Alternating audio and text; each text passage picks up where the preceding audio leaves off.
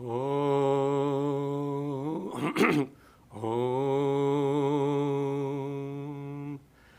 Asato ma sadgamaya.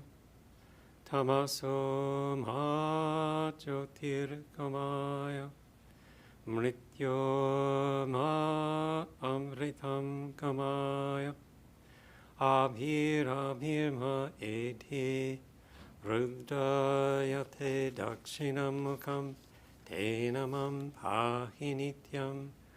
Om Shanti Shanti Shanti. Lead us from the ever-changing to the unchanging. Lead us from darkness to light. Lead us from death to immortality. Light us through and through, and guide us evermore with thy loving presence. Peace, peace, peace. Our topic today is Swami Brahmananda and his lay disciples.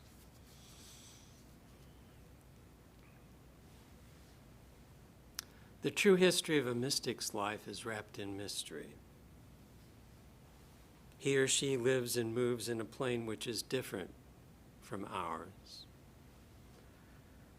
Their struggles, aspirations, fears, joys, experiences, and achievements belong to a realm which is beyond the understanding of ordinary people. It is a life of an inward march, and has little to do with gigantic undertakings, daring enterprises, glorious performances in the external world. A mystic rests himself away from all attractions to the world, dives deep within, removes all the dirt and dross from the conscious and subconscious mind, with superhuman courage and effort and industry, to explore what treasures lie buried in the inmost recesses of the heart.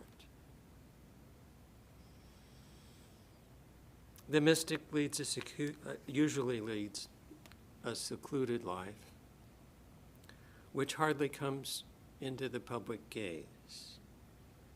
Even if living in society, he rarely asserts himself. He denies all claim to distinction or superiority. So complete is that self-effacement that the mystic hardly thinks it worthwhile to record the incidents of his or her life, or to tell them to others. Even if those experiences are told, we cannot always understand them.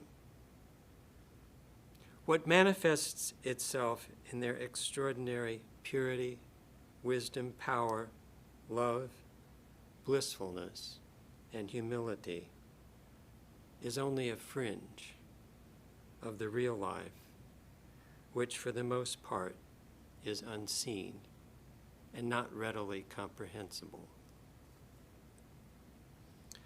Even those mystics who take active effort for the good of others usually bring into play the inner forces of their spiritual being to work upon others so as to influence their lives as a whole. This subtle influence of the mystic acts so smoothly and silently that most people can hardly be aware of its existence at the time. They can afterwards guess of the nature and value of what we call holy company from its far-reaching effects through time.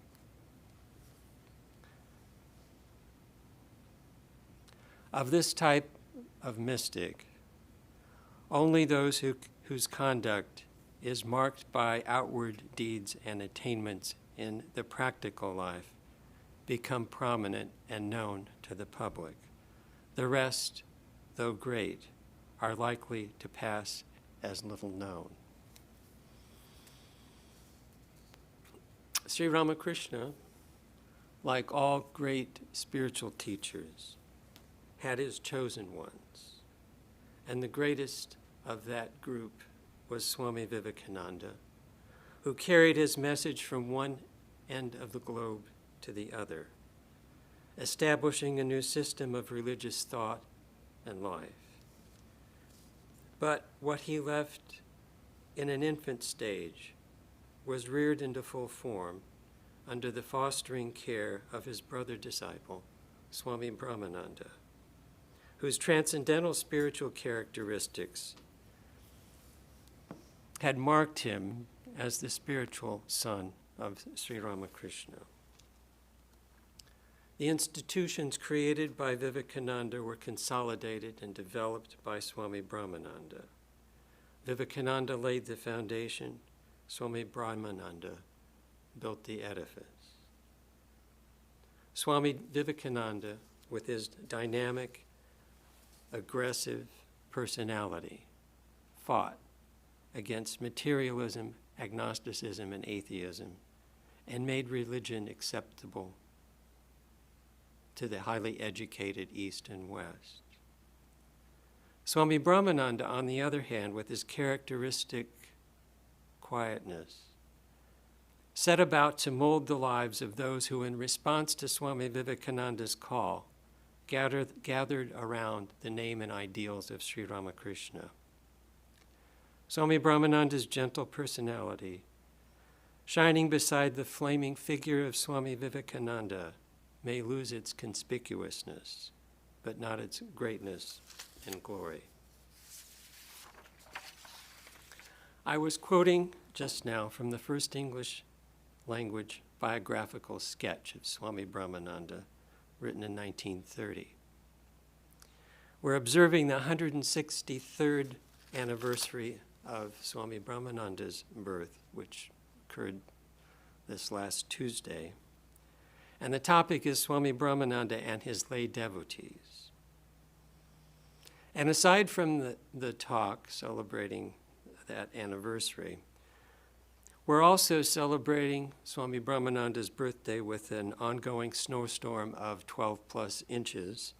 So other than the camera operator and those in residence, this is pretty much an online talk. So welcome all of you virtually. Now, lay devotees in the title doesn't mean only those who received spiritual initiation from Swami Brahmananda, called Diksha in Sanskrit. Swami Brahmananda was actually pretty stingy with giving out Diksha, spiritual initiation. And there was a much, much wider circle of admirers and friends who benefited from Swami Brahmananda's holy company. We'll start with a general description of Swami Brahmananda's interaction with devotees, and then go to specific instances. Swami Brahmananda within our tradition is also referred to as Maharaj.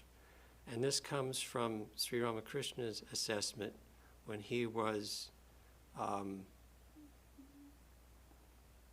a student and being trained by Sri Ramakrishna. He remarked that Rakal, that was his pre-monastic name, has the keen intelligence of a monarch. He could rule a kingdom if he wished. And Swami Brahmananda took this up and said, we'll call Rakal Raja. And in the order he's known both as Raja Maharaj and just Maharaj. And often in these reminiscences referred to as Maharaj. So the first reminiscence by Swami Vijayananda is from his formative stage. He was a novice at Bellarmine probably in 1918 or 1919, and just coming into that transition between being an ordinary person with an ordinary outlook and becoming a monk with a very different outlook, being trained by Swami Brahmananda, who eventually became his guru. And he was a chemist by training and had kind of a skeptical attitude towards matters of faith in general. And Swami Brahmananda, noticing this, gave him a Western nickname, which he used in private. So this takes place in Bellarmont. During the afternoon, people would come from outside the monastery, from all social strata: farmers, scientists, doctors, lawyers, writers, novelists, artists, university students, employees, servants. Literally, all kinds of people without distinction would gather around Swami Brahmananda. And the conversation between the Swami and the people was conducted in a climate of great joy. The subjects varied according to the life, occupation, and vocation of the speakers. For example, one day the Swami asked the great scientist, Jagdish Chandra Bose, and this is not hyperbole.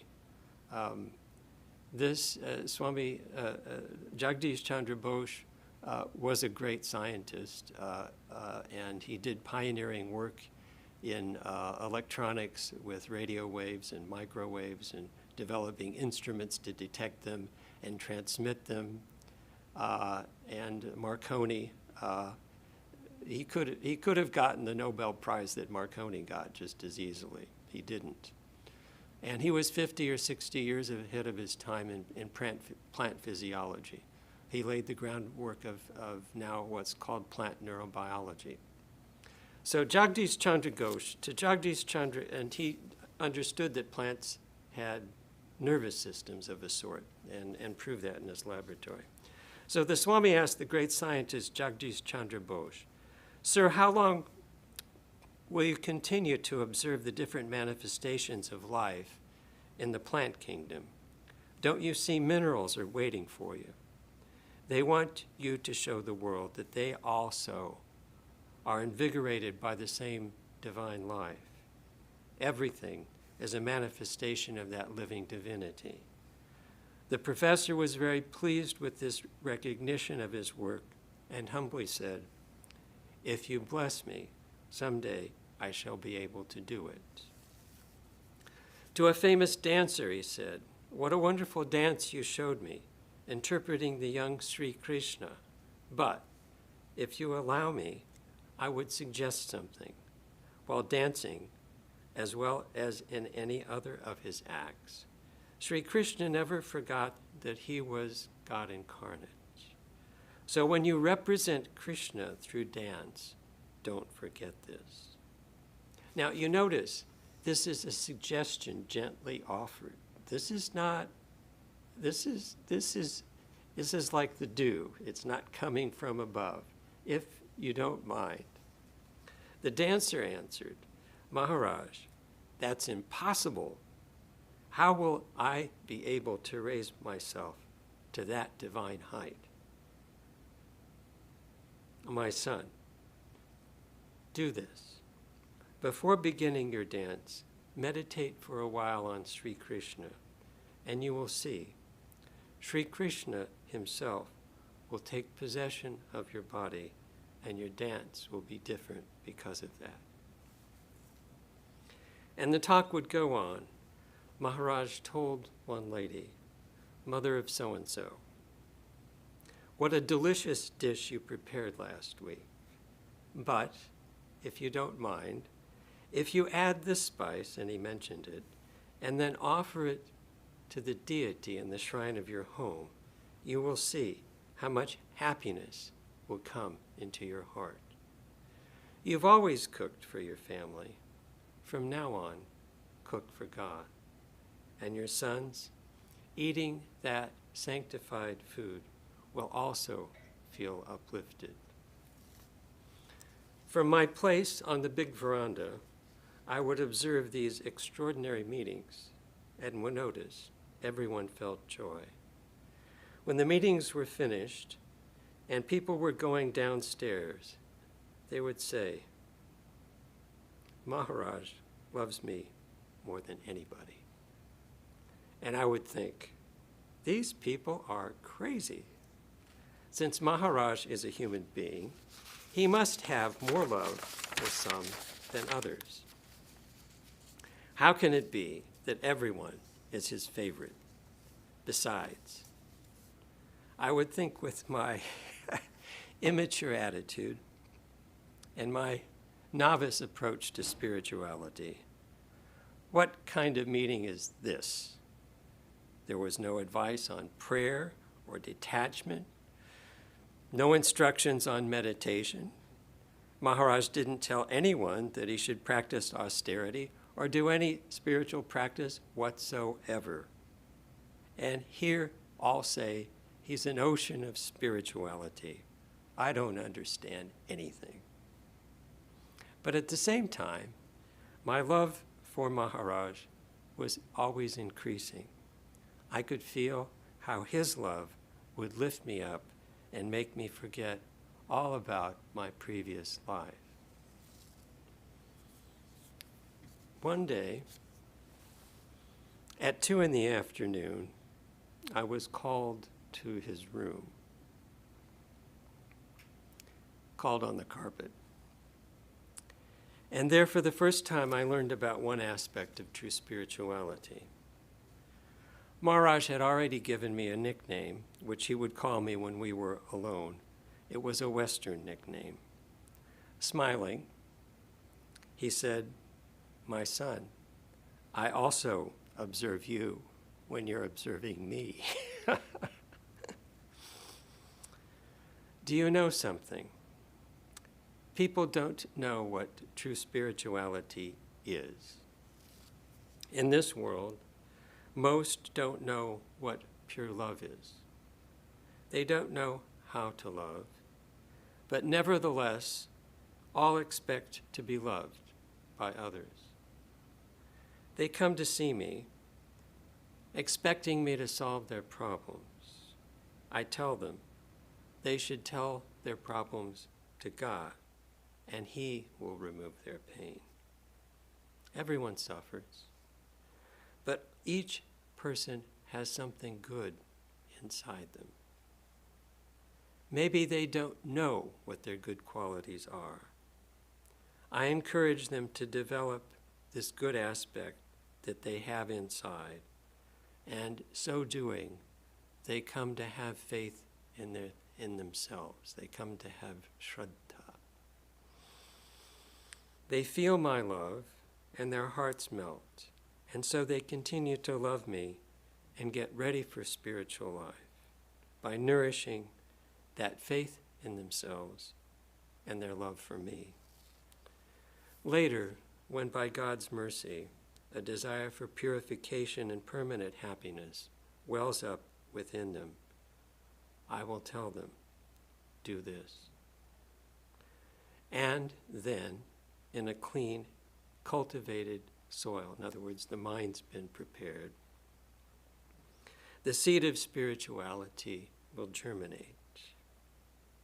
But if from the very beginning I would have started giving them spiritual advice, in general, they would say, "What's new in this?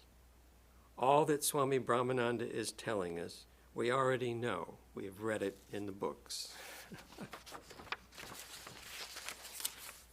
Don't neglect the human dimension.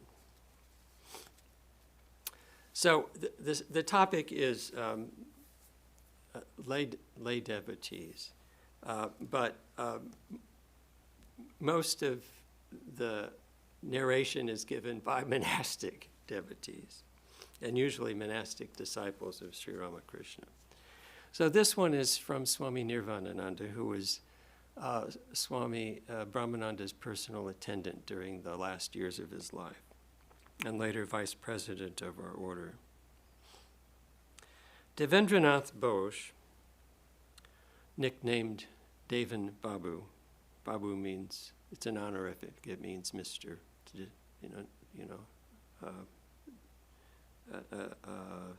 someone who is worthy of some respect for some reason or another. Devendra Babu, called Devan Babu, was a devotee of Sri Ramakrishna and friendly with all the direct disciples, particularly with Swami Akhandananda. After the master had passed, Devan Babu became the estate manager of the Maharaj of Kashim Bazar, and for many years did not come to see the monks. One day, by chance, Swami Akhandananda saw Devan Babu and brought him to Belar Mat. Maharaj was at the monastery, and on seeing him after such a long time, he was particularly gracious to him. Afterwards, Maharaj said to Swami Akhandananda, "Well, Gangadhar, what has happened to your Devan? He's changed very much in movements, in manners, everything. His face now has a worldly expression, and he dresses like a dandy. Has he forgotten the master completely?" The next time Swami Akhandananda saw Devan Babu, he told him in the course of conversation exactly what Maharaj had said. "I don't know what has happened to me," he said. "I am not happy." A few days after that, Devendranath came to see Maharaj at the Mat. I was sitting in front of Maharaj's room. Devan Babu asked me, "Where is Maharaj?" I said, "Please take a seat. Maharaj is now in his room. I'll let him know you're here." Devan's great restlessness was clearly visible. He was not able to sit still. He was so anxious to see Maharaj that he couldn't wait for him to come out. He just rushed inside. Seeing Devan Babu, Maharaj silently went to him, placed his hand on Devan's chest, and stroked his chest several times. "What has happened, Devan Babu? What has happened? Everything will be all right. Think of the master." There was immediately a great change in Devan. He bowed before he made pranams to Maharaj and said, "Maharaj, all my worldliness is wiped away. How far I fell, but by your grace and blessings, I've been lifted up. Now I have no more sorrows or troubles." From that day, Devan Babu used to come quite often to see Maharaj. The experience he had on that occasion left a lasting effect. Long after the passing away of Maharaj, I asked Devan Babu to write an introduction to the original Bengali edition of the spiritual teachings of Swami Brahmananda. And the following portion is quoted. "Those who came in close contact with the spiritual son of Sri Ramakrishna say that Maharaj was endowed with immeasurable spiritual splendor, and that his spiritual energy flowed like torrents of rain in 100 directions. But no one knew how so much power, so much uplifting energy could remain so quietly in his mortal frame. The latent power of an electric wire is known only by touching it. We hear that the body of a realized soul is not made of matter but spirit. But that truth could not be understood, even when coming in touch with this divine man. With what heavenly love he kept us deluded."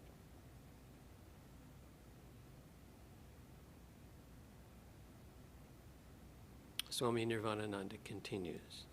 "Devan Babu said to me, 'Do you remember that occasion when I went to see Maharaj? When he touched my chest with his hand, I felt a sudden shock. Immediately, I remembered my past, my love for God, my yearning for realization, and that filled me and all the memories of Sri Ramakrishna came alive again in my mind. As a result, the course of my life was altogether changed.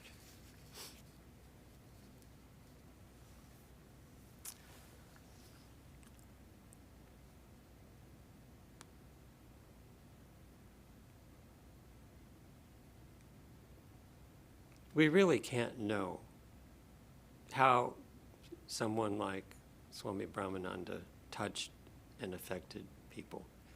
This is just the tip of the iceberg. You know, these are the things that are written down. The next reminiscence is also from Swami Nirvanananda. So he had a ringside seat during the last years of Swami Brahmananda's life, and he was a good recorder of events. It was the year 1918. Maharaj was then staying in Calcutta at the home of Balaram Bose in Bagh Bazar. I was with him, being his attendant. On this particular day, Maharaj had finished his lunch, and generally he took a rest after his lunch. I was seated on a bench outside his room when a young girl and her brother arrived. The girl asked permission to see the Maharaj. I told her that it wouldn't be convenient, since he was now about to take his rest. Hearing this, the girl became very sad, visibly sad. So I went to Maharaj and told him about her. He said with affection, "Well, you see, in my old age, I can't talk very much after taking food. Please ask her to come in a couple of hours." When I told this to the girl, she began to cry. She mentioned Swami Saradananda had told her to go to Maharaj. She said, "Look, I shall only make pranams and then go. Please do arrange it." Moved by her sincerity, I again went to Maharaj. Sarat Maharaj has sent the girl. She only wants to make pranams and go. When he heard Swami Saradananda's name, Maharaj made no objection. The girl joyfully went to see Maharaj and bowed down. I stayed on the veranda while Maharaj talked with her. Later I learned that while bowing down, the girl began to sob, overwhelmed with emotion.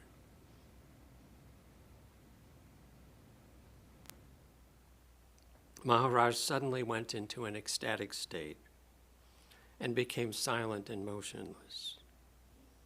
After a while, he looked at the girl and said, "My child, get up.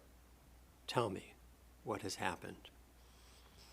But the girl was still weeping. She stood up, but she was still not able to speak. Then, pointing to a picture of Sri Ramakrishna which was in the room, she said, "He asked me to come to you." Again, Maharaj said, "Tell me, my child, what has happened?" She told her story. She was married at the age of 14. Only 2 weeks after that, her husband died. And in India, in those days, this was a disastrous situation because a Hindu widow could not remarry nor work to support herself and had to depend mostly on her parents or near relatives to care for her. Her future looked very dark, and despairing, she wept bitterly and incessantly prayed, "O Lord, what will become of me? I am so lonely and helpless. What shall I do? Please show me the way." After a year or so, one night Sri Ramakrishna appeared to her in a dream and said, "Don't cry. My son Rakal is living in Bagbazar. Go to him. He'll help you." She'd never heard of Ramakrishna or Rakal, and she wondered how she could get to Bagbazar, which was far away in another part of Calcutta. She didn't mention this dream to anyone in her father-in-law's household where she was staying. And as soon as she could, she went to her own house to talk to her mother. She told her mom everything, and her mother did know about Sri Ramakrishna. Hearing about him, the girl and her brother went to Bagbazar to find Sri Ramakrishna's son, asking if there were any sadhus nearby. She was told that there were sadhus in the Udbodhan house, and she went there. Swami Saradananda was there. She talked to him, told her everything, and he told her where to find Swami Brahmananda. The girl was with Swami Brahmananda for more than 2 hours. Finally, he called. As I entered the room, I noticed that she had received initiation. Maharaj asked me to get some sanctified food and some lunch for her and her brother. And after this meeting, the girl came often to see Maharaj. And I saw her once or twice in the monastery after Maharaj passed away. Now, this is unusual. Swami Brahmananda, it was not uncommon for him to make people wait 7 or 8 or 9 years to receive spiritual initiation. And this was immediate, no delay. So there was a quite a range on how he handled this thing. Swami Nirvanananda continues. In 1942, a nun in ochre-colored robes came to see me at Bellarmont. She was accompanied by a young girl disciple. I didn't recognize the nun, but when she reminded me of her of her visit with Swami Brahmananda at Balaram Mandir 24 years earlier, I at once remembered. And I asked where she had been all those years. She answered that following Maharaj's instructions, she'd spent her time in spiritual practice in places of pilgrimage such as Benares, Vrindavan, and Haridwar. She was now living in Calcutta near Kalighat with a few disciples. Her appearance showed definite spiritual attainment. About 3 years later, the same girl disciple who had accompanied the nun came to see me. When I asked about her teacher, I was told she had passed away 2 years previously. During her last days, she was ill. One morning, she asked for an almanac to find the nearest auspicious day, and on that day, she asked her disciples to devote their time to prayer and meditation. She herself repeated the names of Sri Ramakrishna, Holy Mother, and Maharaj. And while doing so, in full consciousness, she left the body. Now, you might say, that wasn't a lay disciple. That was a nun. Well, that's true.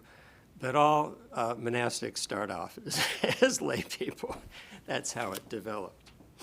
She came as a young widow to Maharaj, and that's how it developed. Now, the next reminiscence is by Boshi Sen. Boshi was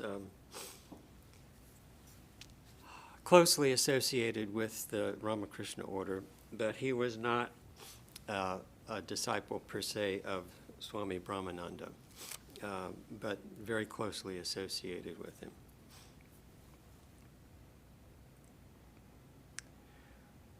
This reminiscence was written in 1960. He starts, "More than 50 years ago, I saw Maharaj at the Howrah railway station in Calcutta for the first time. We students insisted on releasing the horses from his carriage, and we ourselves pulled it through the streets to its destination. I can still feel his blessing, his hand on my head as I took the dust of his feet. The next time I saw Maharaj was in 1910. He'd come to visit my guru, Swami Sadananda, at the house in Bospar Lane that was rented by Sister Nivedita so that three of us, my brother and I, and Vibhuti Ghosh, could nurse him in what turned out to be his last illness.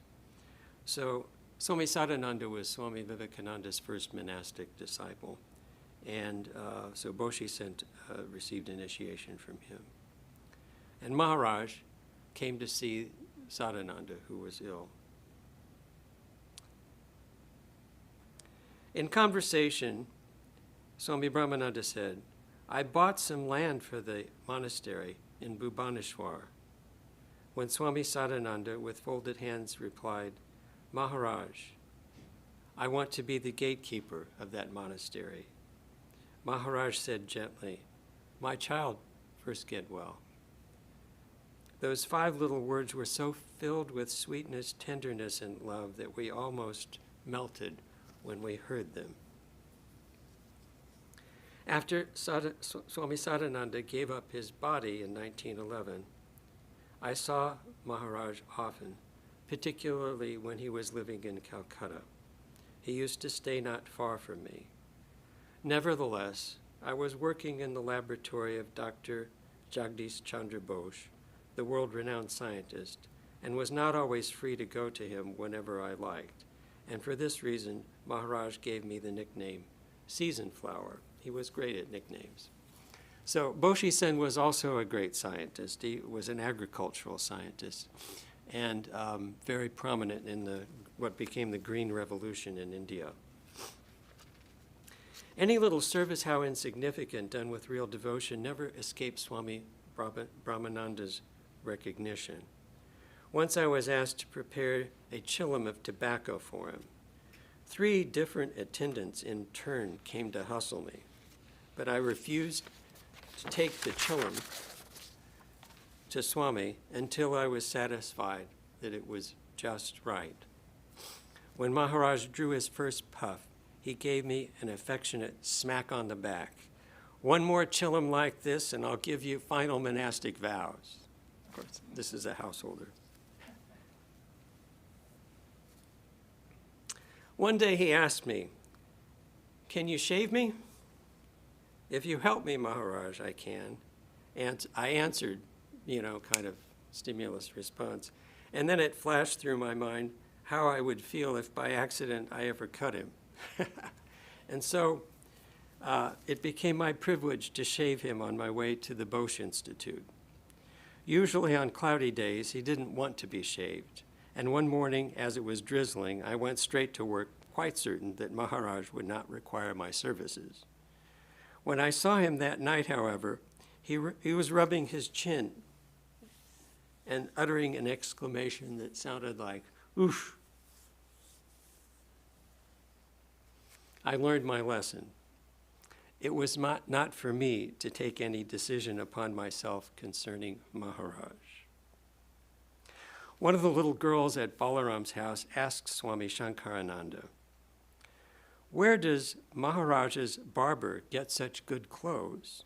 Why, he gets such good clothes because he is Big Maharaj's barber. And so I got another nickname, Big Maharaj's barber. You see, it was fun on a lot of levels to be around Maharaj. Another privilege that I had was to massage Swami Brahmananda. He liked vigorous massage, and of those who were too gentle, he would say, "They massage me as if they were stroking their pet cat." And when I was massaging his hand, he had a way of pressing my thumb down under his, a sort of mock trial of strength. One day it suddenly dawned on me what a fool I was to try to pull my hand away when Maharaj was holding it. This is something that people remarked on at all phases of his life. He didn't exercise, as far as I knew, as a mature person, but he had great strength. I instantly ceased to try to pull my thumb away, and he gave me a wonderful smile of understanding immediately. After that, he always continued to give that particular pressure whenever I rubbed his palm, playful but always teaching. One day as I was massaging him, he was talking about sadhana, saying, "Do you think that there is any fixed catalog price of so much austerity, so much japam, so much charity, etc., to realize God? No, none can force realization out of him." This remark suited me to a T, for I was not practicing any sustained spiritual discipline at the time. And then he went on, "But," I thought, why this inconvenient but? "But," he said, "if you don't keep up a regular spiritual struggle, you won't be able to hold that realization if it does come."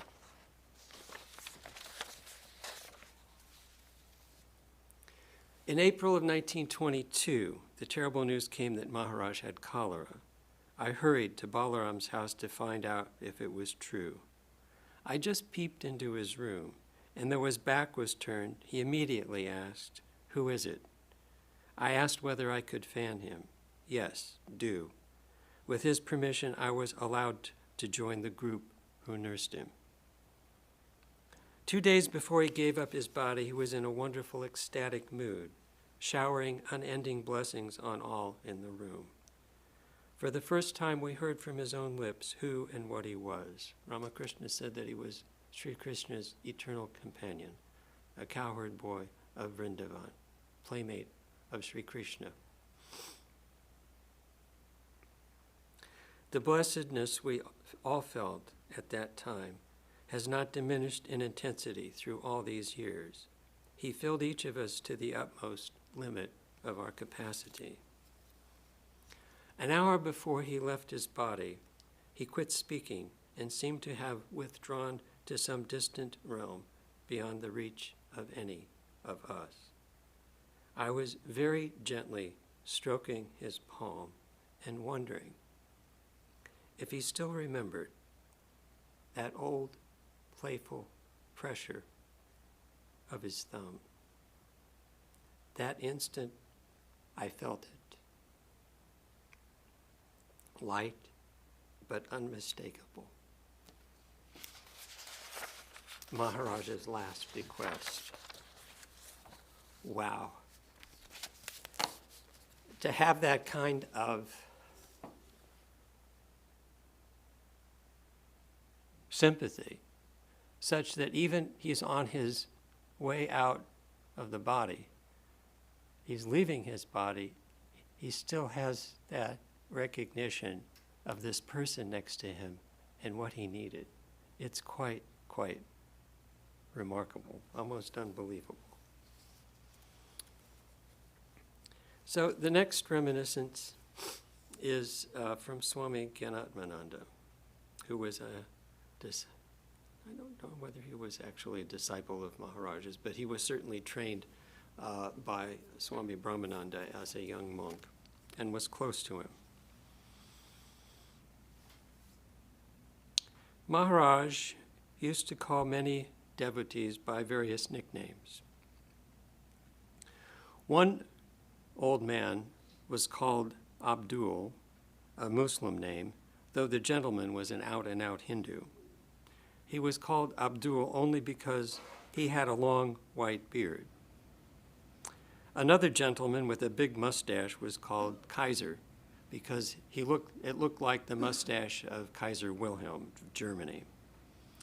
He referred to another, a pot-bellied short man, as Lat Pat Jawan, which means wrestler, though the man knew nothing of wrestling. The last man was much favored by Maharaj. By profession, he was a tailor and had little academic education. But because of his simplicity, Maharaj loved him. He didn't look at people's estimation by the general public. He had a different way of looking at people. Were they simple? Did they love God? And it didn't matter to him what their station in life was. Because of his simplicity, Maharaj loved him. And when he came to the mat, Maharaj would often have fun. Once Maharaj asked him to imitate a drum with his mouth, that kind of thing, I think. Lat Pat at once obliged, and his antics soon had Maharaj and all of us laughing. Another time, Maharaj told Lat Pat to roll on the lawn in front of the monastery until he reached the Ganga. Without a moment's hesitation, he began rolling towards the Ganges. Maharaj had to stop him, lest he fall off the embankment into the water. Lat Pat, however, was quite unperturbed. We all enjoyed the fun, but in ignorance of the spirit that prompted this man. One day, one of us asked him, Lat Pat, you must come here to receive benefit from Maharaj's spiritual presence and advice. Why do you simply act like a buffoon and make yourself a buffoon before him and us in that way? The man was almost in tears. Brothers, you know I'm an uneducated man. I can't follow your learned conversation. Yet Maharaj loves me. I can give nothing to Maharaj, but I feel myself blessed if Maharaj receives a little pleasure from my childish behavior.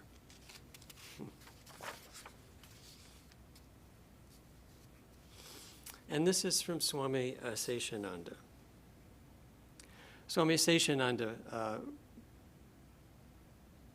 was Holy Mother's disciple, received brahmacharya vows from Swami Brahmananda, and he was Swami Saradananda's personal attendant and private secretary during the last days of his life.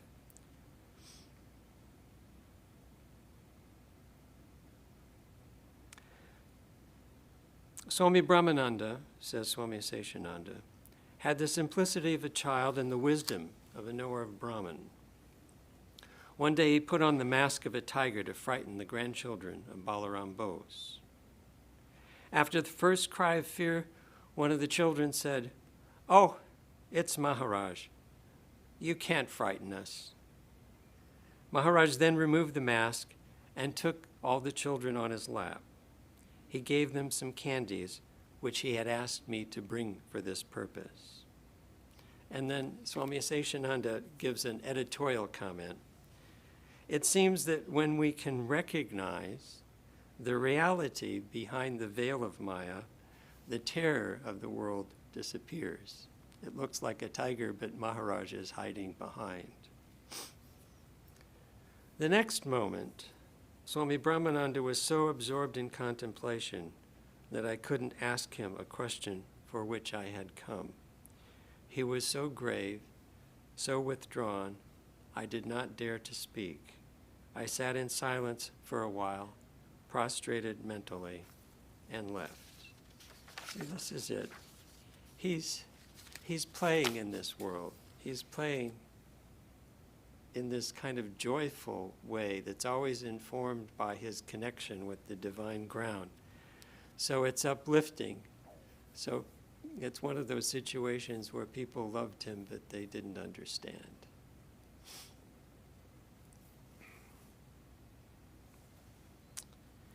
So the last reminiscence is by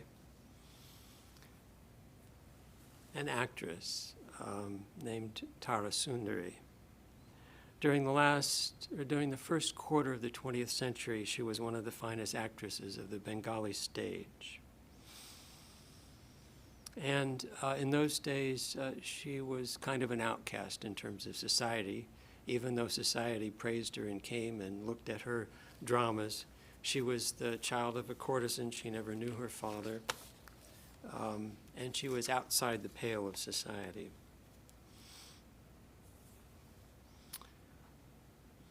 Ever since I was a little girl, I worked on the stage with Girish Chandra Ghosh and heard from him about Sri Ramakrishna. There was a photograph of Ramakrishna in every theater with which Girish Ghosh was connected. And the actors and actresses would bow down, make pranams to the master's photograph before appearing on stage. My first visit to Bellarmont took place in 1916. I was then depressed and restless. Life seemed unbearable. I was seeking out places of pilgrimage.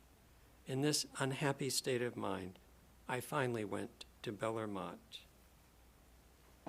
Binodini, the finest actress of Bengal at the time, was with me. When I was 7 years old, she introduced me to the theater. And again, it was she who introduced me to the monastery. It was past noon when we arrived. Maharaj had finished his lunch and was about to go to his room to rest. At that moment, we arrived and bowed down before him. Maharaj said, "Hello, Binod. Hello, Tara. So, you're here, but you're too late. We already finished lunch. You should have told us you were coming. We could have fed you." We could see how worried he was. He immediately ordered fruit prasad, and arrangements were made to fry luchis so that we could have something to eat. We went to the shrine. We had our prasad, and afterwards were shown around the mat by a Swami. Swami Brahmananda did not have his afternoon rest that day. We were brought up to revere holy men, but along with respect and faith, I felt much fear.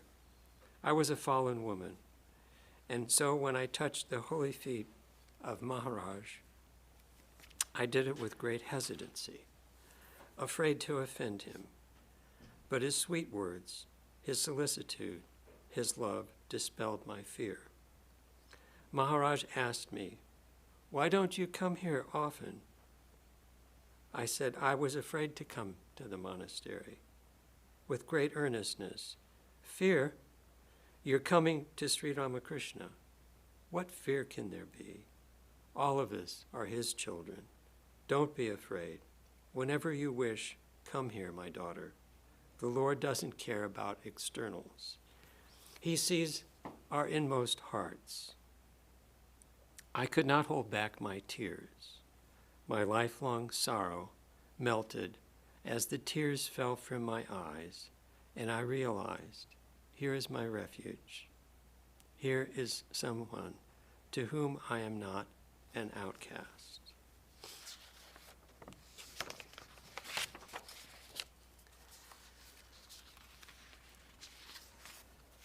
This happened much, much later, but again, it was Tara Sundari who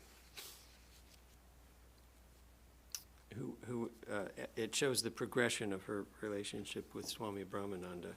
And again, it's narrated by Swami Vijayananda. Few people notice how much damage there is in our prejudice, in our preformed ideas, in limited moral concepts, and above all in that vanity which closes to us all doors of superior or direct knowledge. I had these defects. Now I will tell you how by the grace of Swami Brahmananda, one of these one of these defects was uprooted. One afternoon, in front of a tree where the Temple of Holy Mother now stands at Bellarmine, I saw the best theater actress in Calcutta. I very much appreciated, this was Tara, I very much appreciated her extraordinary artistic ability. Any character she represented was so perfect that the public would always applaud. Seeing her at Bellarmine, I was a little surprised, because I had some preconceived ideas. I thought people who worked in the theater were immoral. And even having applauded her many times and having felt deep emotions through her acting, the moralist in me did not allow me to greet her personally, as I would greet anyone else. But the divine grace was working. The artist greeted me and asked, "May I see Maharaj?" I immediately forgot the artist and saw in her a woman of bad ways, even though she was dressed normally. Covering up my feelings, I said, "Maharaj will not be able to receive you now, since at this time he takes a rest." And I began to move on. But she, with a sweetness that only great souls possess, asked me again, "Couldn't you please see if Maharaj has already come out, and ask him if I can go and see him?" Unwillingly, I went. When I arrived at the veranda in front of his room, I saw Maharaj standing, as if waiting for somebody. He asked me, "What is it, my son?" I told him that the actress wanted to see him. Maharaj said, "Go, run, bring her." I went down the stairs thinking, how strange that Maharaj is so eager to meet this woman. But I bit my tongue and accompanied her to Maharaj, who was standing waiting for her. The actress made pranams. Maharaj said, "Come, mother, come, sit down." He told me, "Prepare some good tea and toast immediately. Bring some fruit and sweets that have been offered in the shrine." With even greater surprise, I went to do it. When I came back carrying the tray, I saw something that is imprinted on my mind forever.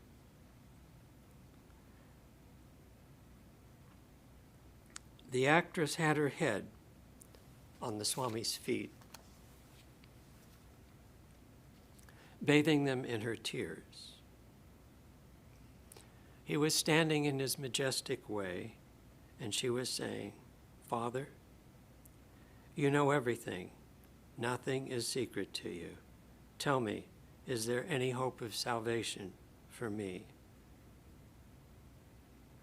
You have just now called me Father, so from today, live in this world as my daughter, the daughter of Swami Brahmananda. And now get up, my daughter. You must be hungry. Take something and drink this tea. It must be well prepared." The actress dried Maharaj's blessed feet with her long hair. Looking at me with a smile, she took the tray from my hands. Shaking with a feeling I could not express and with tears of happiness, I went down the stairs. Later, after the passing of Swami Brahmananda, on the day that his temple at Bellarmine was inaugurated, I saw Mrs. Tara, the great actress, completely transformed. She came to me. "Little brother," she said, "today we have to see our Father in our hearts. Isn't it so?" Controlling my tears, I could only say yes. Through the grace of Swami Brahmananda, I know that any bad action only covers the eternally pure Atman. They can never affect the Atman. And one look only, one compassionate sentence, can completely clean the heart of those who sincerely and totally surrender themselves to God. I'll close with a prayer. Om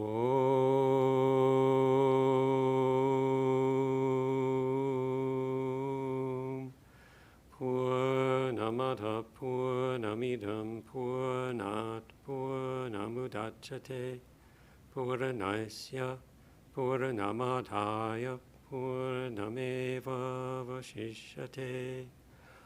Om Shanti Shanti Shanti.